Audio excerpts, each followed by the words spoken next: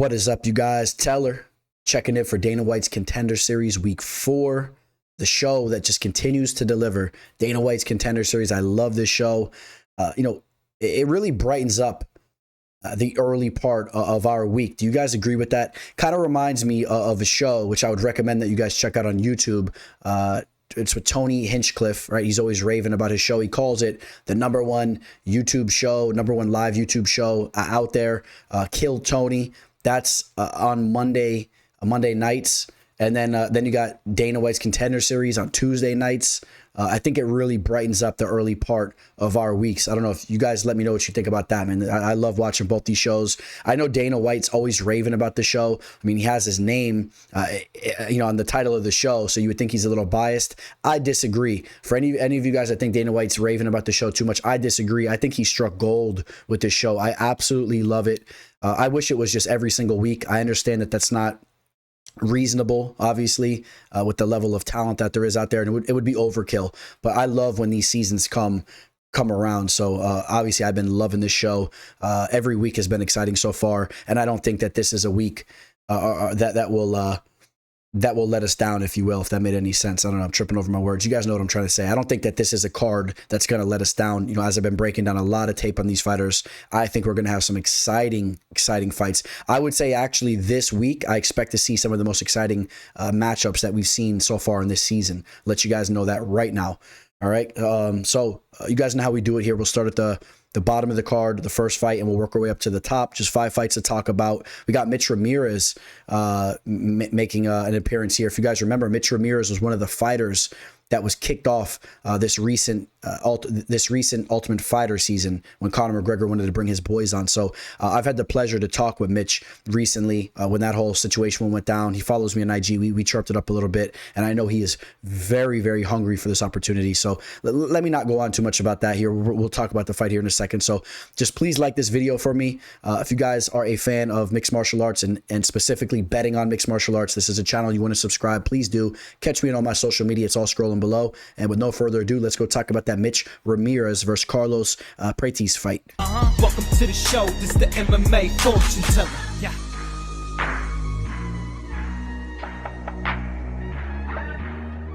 The MMA fortune teller. The teller. So first fight taking place in the welterweight division. Obviously, we just brushed upon this fight a little bit here. Mitch Ramirez, the fight stalker, he is extremely eager for this opportunity. He was very, very disappointed when he did not get that opportunity to fight on the Ultimate Fighter. I had the pleasure to chatting it up with him a little bit. Like I said, this was a guy that really invested a lot of his time getting ready to go on that show, man. I mean, this was a guy that was carrying a camera around with him for a while, not being able to wear certain clothes and whatnot as he was prepping for that show. And if you guys are familiar with the show, you guys remember how they show like video of them before their fight and whatnot. I mean, he was so excited for that opportunity. Then all of a sudden, Conor McGregor starts shaking things up and gives him the boot. Mitch was very, very pissed off, and rightfully so. Okay. Since that whole situation happened, he went out there, took another fight where he had a finish over Jeremy Holloway, finished him via leg kicks. You could pull that fight up on YouTube. It was over at XMMA. Mitch Ramirez throws very, very heavy leg kicks. And guess what? His opponent, the Brazilian Carlos Prates, this is a fighter that throws very heavy leg kicks as well. Now, the one thing I noticed is that Carlos has a little bit more speed and pop to his leg kicks, where Mitch Ramirez, he's kind of more just a solid, heavy dude. You kind of just, he has that thumping thud to his leg kicks. And again, the finish that he just had over Jeremy Holloway, a fight he took on short notice, was pretty impressive. He was in that Jeremy Holloway fight. You saw what Mitch Ramirez was up to. I mean, it's what he does best. I mean, he walks his opponents down. He's constantly looking to get a finish. He's willing to brawl it out. But the one thing I noticed when I break down tape on him that I worry a little bit about is that he's a little bit plotty and a little bit slow compared to a guy like Carlos. Carlos is a fighter that is a very polished Muay Thai fighter. He's quicker on his feet, if you ask me, a little bit more quick twitched. And, he possesses some serious power as well. I was watching one of his recent fights where he stopped his opponent via jab. It was nasty. He cracked his opponent with the jab. And, the fight I'm talking about, which was kind of funny, his name was Charles Oliveira. Obviously not Charles do Bronx Oliveira, but another tough Brazilian, a decent fighter. Let me not overvalue or overhype the guy that he defeated, but it was impressive to say the least, the way he finished him with that jab. I mean, he just hit him with a flat or a very crisp, straight jab and just like cracked his face, man. The guy, Oliveira, just crippled. And besides that, I was very impressed with the leg kicks that he was throwing out there early in that fight as well. After that fight, finished Moisar Rocha, finished Eduardo Roman via head kick. That was his most recent fight, had the head kick victory over at LFA. I think that this dude Carlos is the real deal. He's 16-6. You take a look at the losses that he took early on in his career. They're not really too alarming. There was one fight that I didn't really like, but other than that, a lot of these guys that he took losses to, I know that they don't have a lot of fights under their belt, but like you take a look at this Abdullayev guy, he was 4-0. I believe he's now 8-0. I do believe, 8-0. I mean, these are guys that look to be like promising fighters, and he's fighting over and over there in one. He's fought around a little bit, right? Fought over in 1FC, LFA. He's been on a decent platform before. I don't think that this spot will get to him. And a lot of the losses he took were early on, and I think that right now he really has some momentum. So I'll get to my pick here, and I'll just let you guys know. Like I said, I talked to Mitch Ramirez a little bit through DMs and whatnot. This is a fighter that I really wanted to see go out there, get a big victory, and get into the UFC after everything that happened with him. Just feeling his energy as he was so disappointed when he lost that opportunity. That being said, I know some of you guys have accused me at times of being a guy that pick certain fighters because of connections and whatnot. And believe it or not, I try very hard not to do that. And you guys were saying I was doing that, the other 2 weeks ago with the first fight on Dana White's Contender Series, where my fellow Greek got that finish. Hey, look, you guys thought I was just picking Pompos because I had that connection. Look, he went out there and got the finish. I'm not going to be taking Mitch Ramirez here. I really want to see Mitch Ramirez get the job done here, but I think that Carlos shows to be a little bit quicker. I think that he's going to be on his bike and he's going to be moving around a little bit, and I think he'll just be crisp with the counter shots. And I don't know. I like what I see on tape, man. I'll tell you that. I think Mitch Ramirez, with that pressure, may walk into some big shots. Mitch has shown to be very durable at this point in time. He's never tasted defeat, whether it's pro or amateur matches. His record is unblemished. I kind of lean this being the first time we see him take that L. Carlos is a minus 230 favorite right now on Bovada.lv, so people kind of in agreement for what they're seeing on tape right now. And what else do we see here? I mean, he's a minus 265 on Bet Online. He opened up as a minus 115 pick'em, so you see crazy action going his way. Okay. So the professionals and the words getting out, because this dude Carlos is the real deal. I think when you see major line movement like that, trust me, there's something behind that. And give me Carlos Prates to get the job done here. Just he'll be quicker. And how do I see this fight going? Mitch Ramirez obviously never lost, never been finished. He seems pretty durable. It's hard to call a finish there. But Prates does have that kind of fight ending potential. But at the end of the day, even if it goes to a decision, I think he'll be a step ahead of Mitch. I do. And we'll see if Mitch can mix in some wrestling or whatnot. But I got Carlos to get the job done there. And as far as from a betting standpoint, I think that line's way too high to be touching right now. You had to be on this very early. The value, I would say, is more on Mitch Ramirez. Again, Mitch Ramirez is a gamer. He's an absolute winner. And, the value on him at a plus 205 line or a plus 180 type line, 195, you got to say the value's on Mitch, in my opinion. So be careful if you're targeting Carlos. Over to the middleweight division, we got Yousri Belgari, another elite kickboxer coming into the world of mixed martial arts. We've seen this trend very much over the past couple of years. And Belgari is a fighter that has gone to a split decision with Israel Adesanya over in the kickboxing world. I believe has a victory over Alex Pereira, although he's also lost him as well, but competing with some of the best of the best over there. And this is a guy that has a crazy frame. And I love to continue to see these types of fighters coming into the world of mixed martial arts. I love it. It shows the evolution of the game. It shows that they see that the notoriety and the exposure and the money is more so over here. Okay, a lot of you guys want to hate on the UFC, how they take care of the fighters and the pay and whatnot. You obviously see that these fighters are working their way over to the UFC because they know that it's more beneficial for them, okay, financially and all that. So understand that. And a lot of them have been following in the footsteps of Israel Adesanya. Now his opponent, Marco Tulio Silva, this is a shoot box fighter.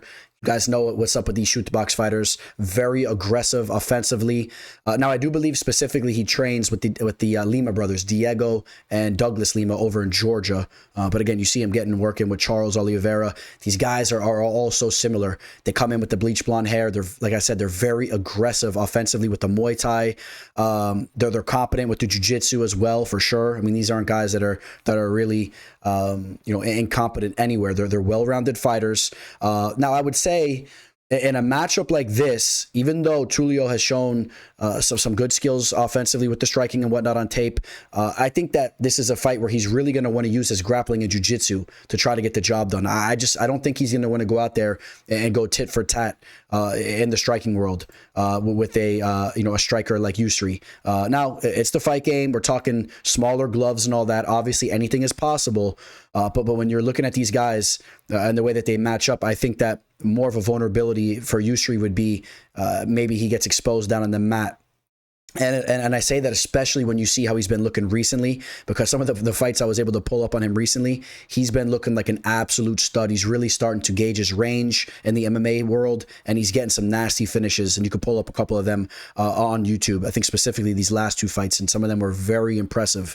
Just took out the South African in Stefan Pretorius, and not high level opponents, but still. You guys know what I'm talking about here. You're talking about a high caliber striker that is going to start to really get things going. And again, look at the frame on him there as he stands next to Alex Pereira. He may have shoes on, but still, I mean, he's bigger than Alex Pereira. And look who his coach is, man. He's training over there at with Glover Teixeira, the perfect coach. We already seen what Glover's been doing with Alex Pereira. Just the perfect guy to work with to round out your game. So. Let me just say this. Marco Tulio Silva is a somewhat promising fighter, but I'm going to say that Yousri is the fighter that has the much higher ceiling, and as he continues to round out his game, I think he's going to be a problem for guys in the middleweight division. I mean, this is a guy that's 6'5". We don't have the reach here on him, but trust me, the reach is ridiculous. This guy is just so long in there, and he just needs to continue to learn how to use that range more and more in the MMA world. I want to see him really fighting from the outside in his fights. And I think he'll give guys major problems, heavy leg kicks, all that. So, as you guys can see, I'm a little excited talking about him here. Again, though, if I want to play devil's advocate, the one thing that he needs to work on, and the one thing that he's not proven on, is his overall mixed martial arts game. He took 2 losses as of recently, and the guys that he lost to, both those guys, they weren't really the biggest of fighters either, and he didn't use his range as well. And I mean, you could say that those are somewhat, I wouldn't say suspect losses. Both those guys had good resumes at the time coming in, not lengthy resumes, but decent resumes coming in. Combined only 1 loss at the time from both guys. So let's see how this fight plays out. I'm on Yousri Belgari to get the job done here. I think that this fight will play out on the feet for a good amount of time, and I think that Belgari will be live for that knockout finish. I really do. That's how much of a danger striker he is. Yousri is a -145 on Bovada right now. No movement there, just a flat one -45 line. Let's see what else we could see here. On Bet Online, he's a -160. He opened up as a +135 underdog. He's now a -135. So a lot of movement coming his way. He was a 160 as well, and it dipped back to a -135. I think if anyone is just suspect about Yousri, and I don't think that they're wrong there, is you need to see more from him down on the mat with his grappling and stuffing takedowns and using his range and his footwork better and better over in the MMA side of things. So that's a realistic thing to worry about. So I know let me just close this out by saying I think that Belgari gets that finish on the feet here, but I understand for any of you guys that are questioning the dependability with Yousri, as he's still learning the MMA game. So but we will go with Yousri as the pick to get a knockout. So we got the 3-time defending BFL featherweight champion Mateo Vogel taking on Timothy Kuamba.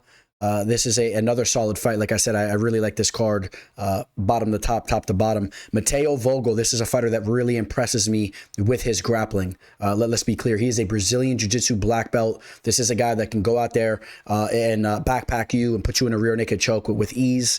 And he's a very tough fighter, has nasty ground and pound. On the other hand, you got Timothy Kuamba, who's been putting things together with his striking. You take a look at the one loss that he had. You could pull that fight up on YouTube. He got hit with that rear naked choke by Ivan Tina. And in that fight, that was about 2 years ago, I wasn't overly impressed with the grappling that he showcased. Now, in some of his more recent fights, it seems that he's been working on his grappling because it looked a little bit more clean. But I still got to be honest, when I watched the tape on that Ivan Tina fight, it's so hard not to visualize Mateo Vogel going out there, getting to his back and pulling off a rear naked choke. Honestly, Vogel, this is a fighter, eight wins, 2 losses. Now you take a look at the 2 losses. One of them was against Damon Blackshear, who's an absolute beast, right? At this point in time, Blackshear has really showcased himself to be a legitimate UFC fighter, been training with Jackson Wink for years. And at the time of that fight, that fight was about, what, 2 years ago, Vogel was, I believe, like 24 years old, still very young, has a rear naked choke over Garrett Armfield, who we just saw have a big time victory just this past weekend. And then you take a look at his other loss against Xavier Alou. That was a fight where he was DQ'd for an illegal upkick. Okay, so just understand that he didn't really legitimately lose that fight. So I've been impressed with what I'm seeing from this kid, fighting out of Canada, fighting out of Canada, out of Ottawa, Ontario. I believe he may have a Brazilian background. I'm not sure there. Mateo. Either way, he's a tough fighter. And now Timothy may have some potential on the feet if he can keep this fight standing and if he could showcase his striking. I think that's the route that Twilight Timmy wants to go. But Vogel is going to have that grappling edge. I really believe that, and I favor him to go out there and get a submission victory.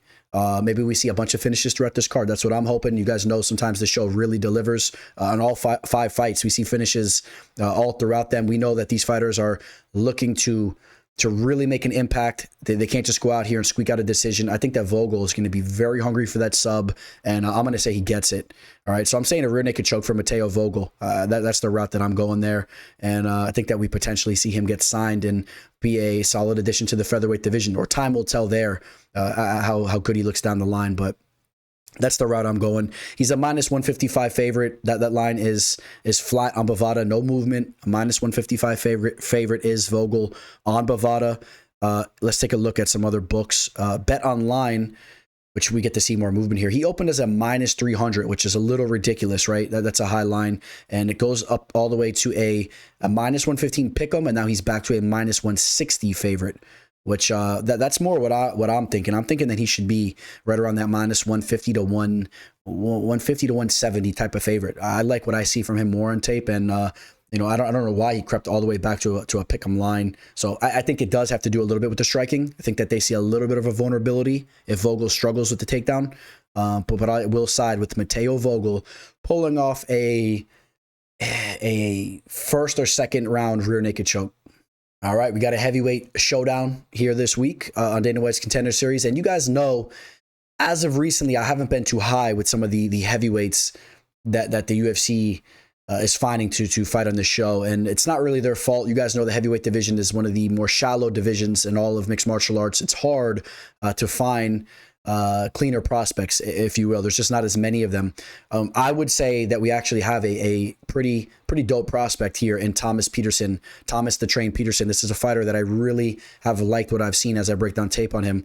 He's taken on Chandler Cole. Some of you guys remember Chandler Cole from The Ultimate Fighter. And then he's also, I believe, fought over in PFL, right? So, but Thomas Peterson is the guy that I'm talking about that is the promising fighter here. I think that he has potential to be a legitimate addition to the UFC's heavyweight division. And I'm not talking about a guy that just goes out here, gets a contract, and then just looks sloppy as he begins to get fights in the UFC. I think that this is a guy that has potential to be a top 10 UFC heavyweight fighter. All right. I really liked what I've seen from him as far as his wrestling goes, his ground and pound, and his striking on the feet. He's a southpaw fighter. He sets up his big overhand left very nice. There was some tape I pulled up on him where he absolutely dismantled his opponent on the feet, dropped him big time, got a big time knockout against the cage, a big overhand left. I've seen him go out there and bully his opposition multiple times, smashing them with ground and pound. He really holds his own in the grappling world, or in the grappling field when he locks horns. This is a guy that's going to be strong there. And then you take a look at his opponent, and Chandler Cole. This is a fighter I mean, you take a look at the Ante Delia fight that took place over in PFL. He came into that fight extremely overweight. If you guys aren't familiar with Ante Delia, he's a legitimate fighter over in the PFL. He's a very fine-tuned fighter. He went in there and brought the fight to him, and I expect him to do the same thing here. He's going to look to close the distance and just smash and collide with Thomas. In that fight against Ante, he had double underhooks and went to do kind of a wrestling throw, and then he ended up falling flat down, and then he fell flat down on his back, and he eventually was finished up. I could see something very similar taking place here. I could see Thomas Peterson stuffing any of that type of early pressure at bay. I think that Peterson will have the much cleaner hands. I think that he'll be much more live for a knockout victory on the feet. And no matter how you want to spin this fight, I'm not going to go on too much about it. No matter how you want to spin this fight, I'm just much more impressed with what I've seen from Thomas Peterson. And I think that he'll actually have a big advantage in the boxing exchanges, which I do think that they'll throw a little heavy at times if those opportunities come to, right? If this fight doesn't just end really quickly, if they clash and then they go down to the mat, we see some ground and pound type of finish from Peterson. But Peterson is the better fighter here. There's no question about it. He opened up as a minus 800 favorite on Bovada. He's a big time favorite. He's now a minus 600 favorite. So the line going the other way, but that you could chalk that up to the fact that Peterson opened up so high, right? I mean, a minus 800 line is a very high line. Minus 600 favorite line is still a very high line. I'm trying to understand why the movement's going that way, because I'm not really too impressed with what I've seen from Cole. I know he's a tough dude. He has some kickboxing experience. I mean, he seems to be decently well-rounded, but just not really on the level. The fight that he had on The Ultimate Fighter got knocked out in the third round. So he did win one round, because how the Ultimate Fighter format goes. In order to get to that third round, you have to at least take one round. I think he won the second round against Jordan Heiderman, and then he was eventually finished in the third round. Again, some kickboxing experience. He has a good amount of experience, but another thing I want to take note is that his fights really haven't gone that long, and with the shape that he comes in, I think that if this fight were to go to the later rounds, I think that Peterson would be the much more refined athlete. He'll be in much better condition, and he'll take the fight over late as well if he doesn't get that early finish. So all signs pointing to Thomas Peterson, unless he gets clipped with the big shot early. And I just really don't see Cole doing that, if I'm being honest. So give me Thomas Peterson. I'm going to say Peterson gets that finish. Even though, let's see here, Chandler Cole, out of his losses, all three of them have come by way of knockout loss. So kind of even pointing towards that direction. I think that Chandler Cole gets finished. Why not? Thomas Peterson, the train, is going to be chugging along here. His kid looks good. 28 years old. I'm excited to see how he performs on Tuesday night there. That takes us over to the main event. This is a very electrifying main event. This fight is going to be fireworks. Dylan Salvador taking on Bolaji Oki, the Zulu warrior. First and foremost, Dylan Salvador, I had the pleasure to watch him make his MMA debut years ago. I believe it was back in 2019 at a Titan FC event over in Fort Lauderdale. And he got the finish. I believe he got the finish via Darce choke, even back then in his debut. And this was a fighter that was coming into the MMA world with a kickboxing, Muay Thai type of background. Okay, you see that he is 5-1 as a pro, just 6 professional wins, and you're going to see a couple of his kickboxing bouts there under his Tapology resume and whatnot. But understand, this is a guy that has a world of fighting experience. This is a guy, he has stated that he has about 60, 70 Muay Thai fights or kickboxing fights under his belt. I mean, this is a guy that is no stranger to going to battle. I've been very impressed with what I've seen from him as far as the striking goes. You want to continue to see the growth in his grappling, of course. I mean, that's the same old story. You have another kickboxer coming into the MMA world. You want to see constant evolution with the grappling. You see him over here with Angelusa, another fighter that had a striking background as he came into the sport of MMA. This is when Dylan was getting in some work over at Killclef FC. I do believe for this fight that he's been getting some work in with the Lima brothers, who we talked about earlier over in Atlanta, Georgia. So Dylan's been bouncing around, training with some of the best of them, which is exactly what you want to see from a young fighter or a promising fighter. He's now 30 years old, not necessarily that young, but young in regards to his MMA career. Right, he needs to prove more. And I'll tell you what, man, this fighter Oki, the Zulu Warrior. I believe he's of Nigerian descent, fighting out of Belgium. I was pretty impressed with what I've seen from him on tape, from the fights I could pull up on YouTube. This is a fighter that's very explosive, very quick-twitched, and he's been going out there getting finishes. In his last fight, he had a first-round finish over Ferreira, got that knee to the liver. Couple other finishes throughout his career, and just really the only lone loss was his professional debut. He seems to be a well-rounded fighter. He's very quick. This isn't a fighter that you're going to get on top of very easily. He's very quick twitch, has good footwork. He'll sprawl on you fast. I see this fight taking place on the feet. I really believe that. I think that these guys are going to go to war on the feet. That's kind of how I see this fight going. Of course, there's potential where maybe one of them gets sloppy for a second and they get tripped up, and the other fighter ends up on top of them. But for the most part, I think that this is a fight that's going to be a striking type of affair, and that does lead me to taking Dylan Salvador. I've been pretty impressed with him from what I've seen, and I have a feeling that he's going to be more comfortable in this fight than we've ever seen him in the past. He's just been grinding on his overall MMA skill set, and I think he's going to be more comfortable in the cage. He's going to showcase his striking. He's a very aggressive fighter. I want to be clear. I don't say it with an overwhelming amount of confidence, because I really do like what I've seen from Oki as well, and I think that he's live to get the job done here as well. Dylan's one MMA loss was a split decision loss to Ali ZBN. Yeah, I've been a little bit back and forth with this fight here, but I got to say that I've been a little bit more impressed with Dylan Salvador. And again, I remember watching his fight live. In fact, if you pull up his fight on YouTube, you could actually see me in the back left as Dylan Salvador is walking out to the cage. If you guys are familiar with the Titan FC setup, it's very open. You could like walk right behind where the fighters come out. They got like a little inflatable thing where they walk out through under. So it was always a great time to go hit up those events live and then have a nice drink in your hand running around.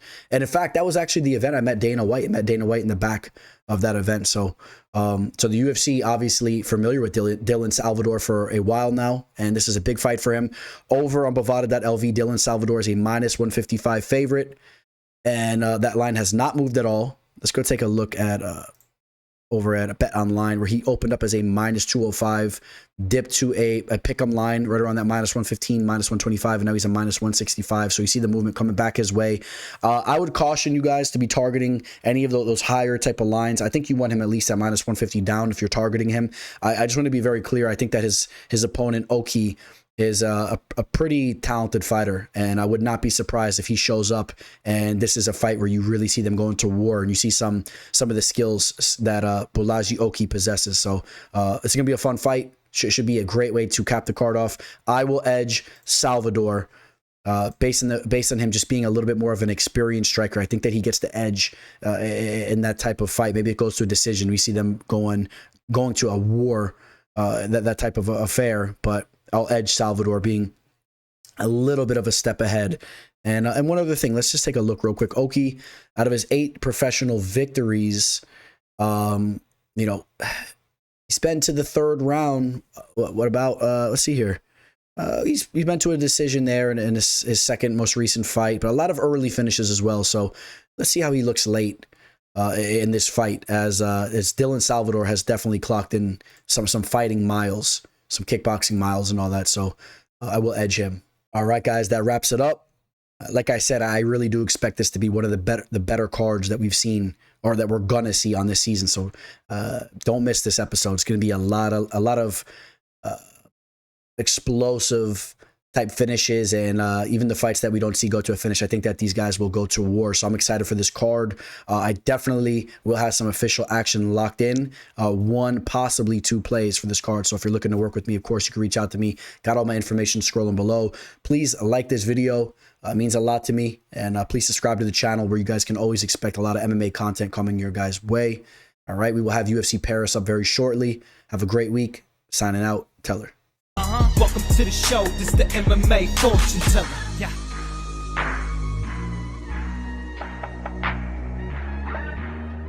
The MMA fortune teller. The teller.